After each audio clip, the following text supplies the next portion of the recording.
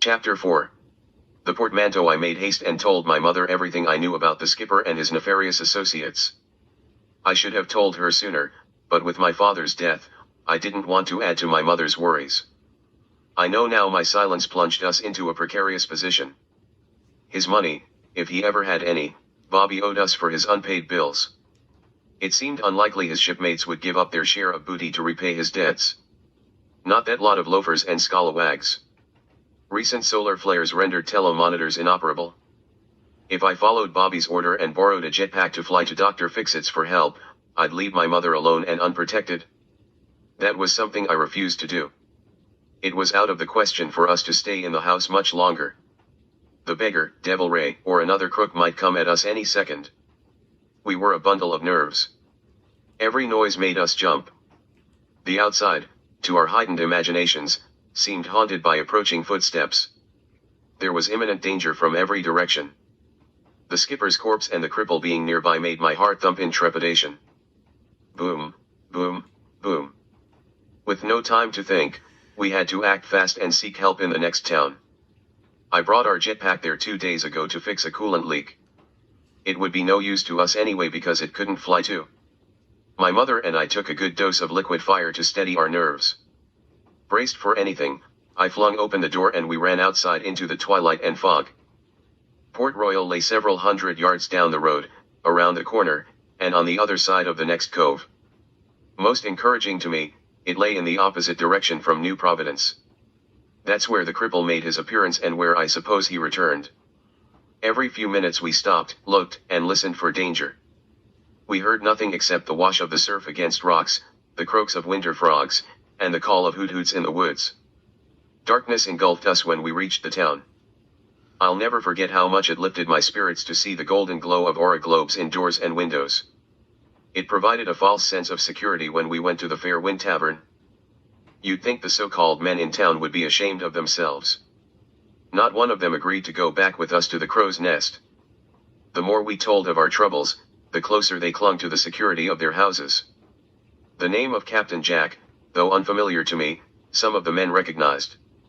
His name evoked sheer terror in them. 3 men, working on the far side of the crow's nest, remembered seeing 2 strangers on the road, and thinking them to be smugglers, fled upon their approach. When I asked why they didn't alert the authorities, they shrugged. Another man saw the cripple cause a ruckus at the foxhole and wanted nothing to do with him.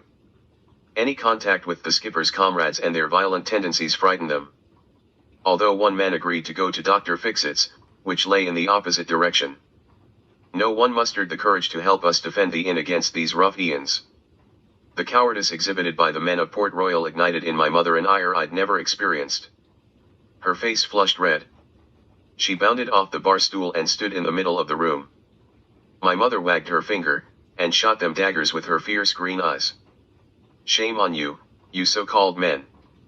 I will not lose money that belongs to my fatherless child. She took hold of my shoulders and pulled me into her embrace. If none of you are brave enough to go with us, Ethan and I will go it alone, back the way we came, and no thanks to you hulking cowards. We'll get his portmanteau open, even if we die. She made a quick scan of the room. I realized by the downcast eyes of the men her rebuke did not achieve the desired effect. Each man insisted we were foolish, but even then, not one plucked up the courage to go with us. Our jetpack wasn't ready yet, and no one lent us theirs.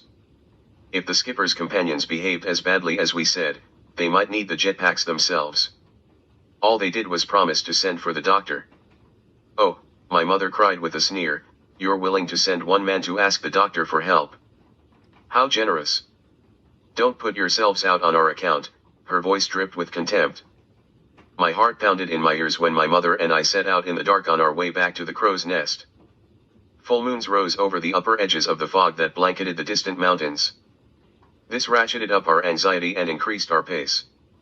Soon it would be bright as day and expose us to the cripple's collaborators if they lurked near the inn. We slipped along shrubs, hid behind hedges, and tried to make as little noise as possible.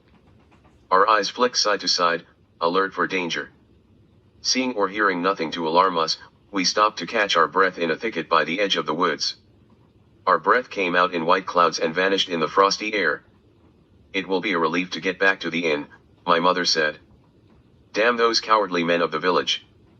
If only your dear departed father were here with us, he'd know what to do. Leaves rustled in the trees up ahead. My mother stifled a shriek. It's them. She took me by the wrist. Quick, behind this tree. We ducked for cover, but the pine offered little protection. I tried to speak, my voice came out in a hoarse whisper.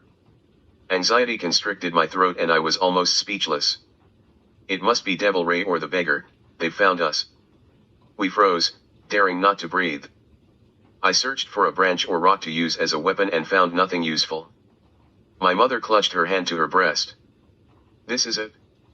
We will die this night and your father's not even cold in his grave. I don't know what seized me at that moment, but I wanted to say, Mother, it's the dead of winter, of course father is cold in his grave. A loud screech pierced the silence and the thought flew from my head. From out of the darkness, a large black figure flew towards us. She grabbed hold of my arm and turned me away from the figure. It passed over us and took a tufted titmouse eating seeds in the rough behind us. It let out a squeak and dripped blood across the snow as the shadow carried it to a nearby tree. My mother put her hand on her heart.